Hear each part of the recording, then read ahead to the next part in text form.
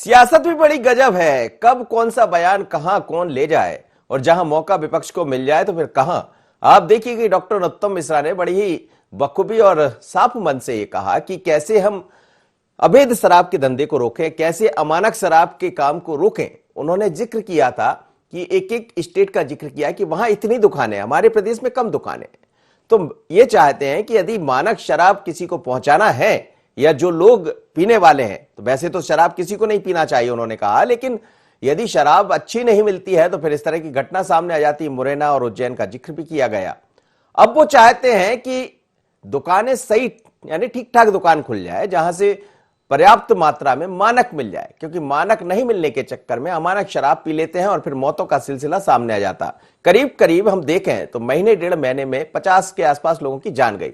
लेकिन जब यह बयान डॉक्टर नरोत्तम मिश्रा का आया तो उसके बाद शिवराज जी से किसी ने सवाल कर लिया तो उन्होंने कह दिया, लेकिन उसको जोड़ दिया शिवराज वर्सेस डॉक्टर नरोत्तम मिश्रा के बीच में।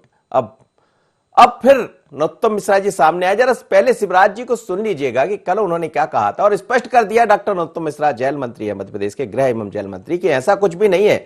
उसको आलिस बैल के रूप में देखिएगा, सब कुछ आलिस बैल है बीजेपी के अंदर। सुनिएगा शिवराज जी को, फिर हम सुनाते डॉक्टर नरोत्तम मिश्रा ने क्या कहा।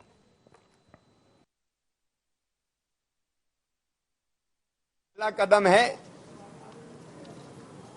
माफियाओं को दफन करना। वह अभियान चल रहा है लगातार।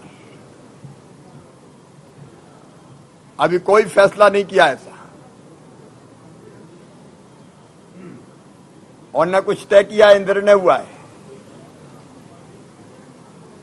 अब उनको तो कौवा कान ले गया, कौवा कान ले गया, कौवा है कि कान है यही पता नहीं, कुछ भी कहते रहते हैं। तथ्य आते हैं, उन पर बात होती है। लेकिन जो भी मैंने ही फैसला किया था, ये 10 साल तक कोई नई शराब की दुकान नहीं खोली, कई दुकानें बंद कर दी थी। अब मैं उस पर अभी कुछ बोलना नहीं चाहता, लेकिन कई तरह के तथ्य और तर्क आते हैं। उन सब पर विचार करके प्रदेश की जनता के हित में ही कोई फैसला।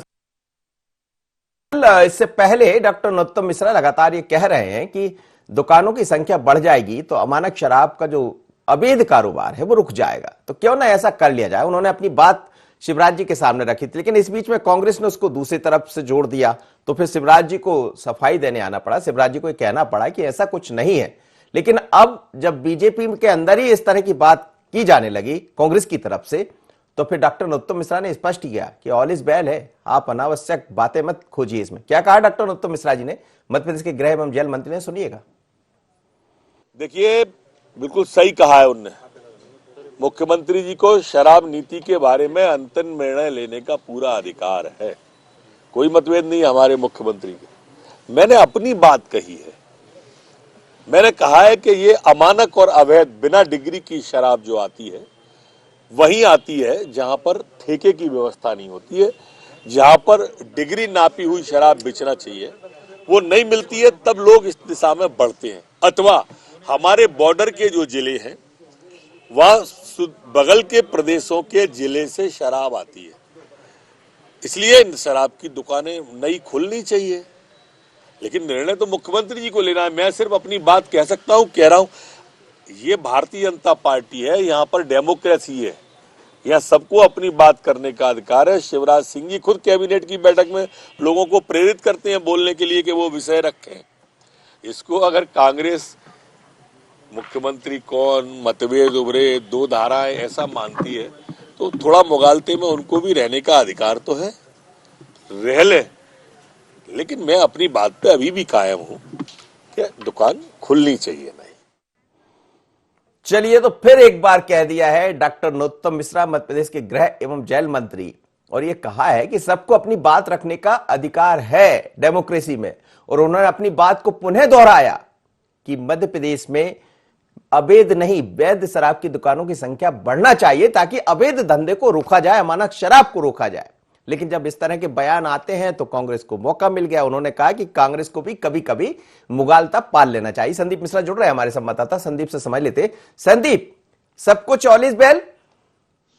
बिल्कुल ऑल इज वेल तो है। यहाँ पर नजरिया स्पष्ट किया है यहाँ पर गृह मंत्री डॉक्टर नरोत्तम मिश्रा ने खुल करके कहा है, क्योंकि जब यहाँ पर कल बात करें तो सीएम शिवराज सिंह चौहान ने बयान दिया था, उसके बाद कहीं ना कहीं राजनीतिक कयास लगाए जाने लगे थे। कांग्रेस पार्टी लगातार दोनों नेताओं को बीच में कहीं ना कहीं फूट की बात कर रही थी। यहाँ पर जब अगर हम बात करें तो गृह मंत्री डॉक्टर नरोत्तम मिश्रा ने खुल करके कहा है कि उनके और सीएम के बीच में अच्छे संबंध है, कोई दिक्कत नहीं है, ऑल इज वेल है, सब कुछ अच्छा है, संबंध अच्छे हैं। उन्होंने अपना नजरिया स्पष्ट किया है। उन्होंने खुले तौर पर इस बात का उल्लेख किया कि जहां पर ठेके की शराब बिक्री नहीं हो रही है, यानी कि अमानक शराबें जहां पहुंच रही है, तो वहां पर उन्होंने बात कही है कि शराब दुकान खुलनी चाहिए। उन्होंने यह भी नहीं कहा कि वो अपने बयान से पलट रहे हैं। आज उन्होंने यह भी कहा है कि वो अपने बयान पर कायम है और वो उनकी व्यक्तिगत राय है, क्योंकि अमानक शराब पहुंच रही, जिसके कारण लोग कहीं न कहीं उस शराब का सेवन कर रहे हैं और काल के गाल में समा रहे हैं। लिहाजा उन्होंने स्पष्ट किया है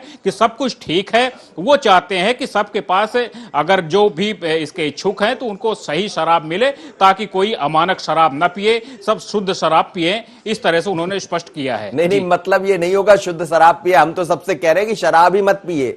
शराब पीना स्वास्थ्य के लिए हानिप्रद है।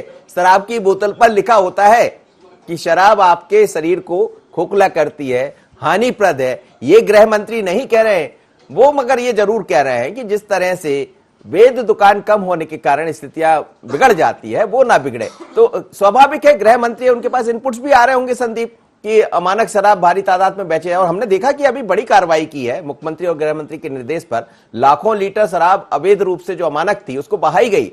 तो क्या अब आगे सरकार इसमें कोई कदम उठा सकती है?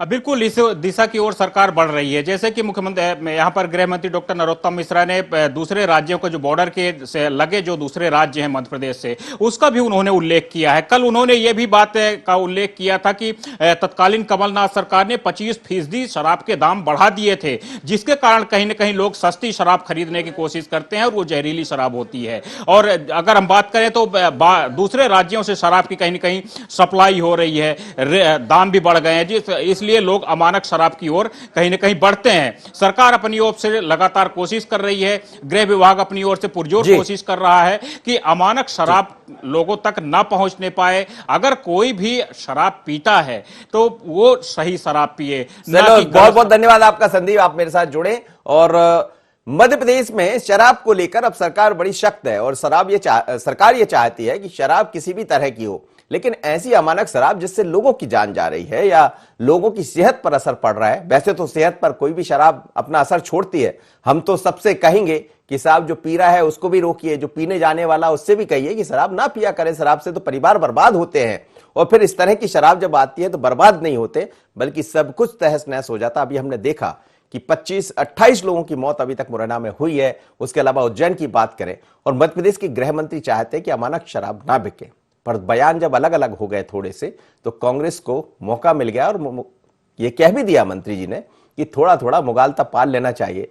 लेकिन कांग्रेस को भी समझना पड़ेगा, ये बीजेपी है, यहां सब आलिस बैल ही रहता है। इतना ही, मुझे दीजिए इजाजत, बने रहिए ND 24 पर।